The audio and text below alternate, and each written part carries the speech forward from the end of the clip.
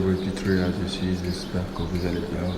Ça fait un moment que je peux vlogger, c'est-à-dire que un bac aujourd'hui pour Sanduro 2019 à la compte avec un aujourd'hui et Helcom. Alors on se dit à tout bientôt et comme vous le savez, Sanduro.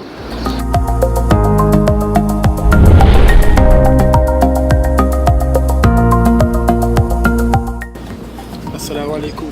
Langsung guys. Tey ay dawal ko tu moto lañ bàyyi moto boy mais dawalu ma ne papay dawal. Yow yaay dawal sa man xalaatuma ko sama àdduna. Yow sama gars on vient d'arriver. Tey dañuy dawal moto. Billahi ñu dawal moto. Ñu dawal moto. Ñu dawal moto. Ñu dawal moto. Pompiteer yaa ngi nii.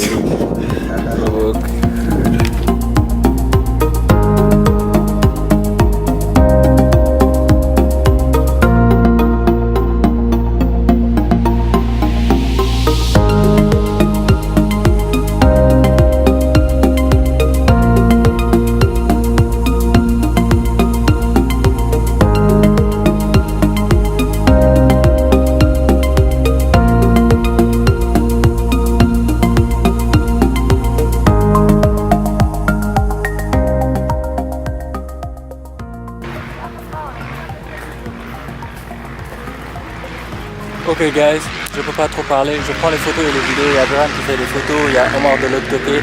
Alors je vais vous mettre quelques séquences que j'ai prises avec cette caméra là, je vais vous montrer là où je l'ai posé quand même. Donc voilà, c'est là où j'ai posé mon appareil. Ok, je vous mets tout de suite avec les séquences. Bye. Ah non, il y a Duran qui vient. Asalaamaaleykum. Mais papi lu tax nga def affaire bi te boole woo ma si ah? Lu tax nga def affaire bi te boole woo Non en fait ni nga nekkoon fee la quoi. tey dañ doon dawal moto quoi. Billahi ñu ñëw ba fii ñu nangu suñu commande drone.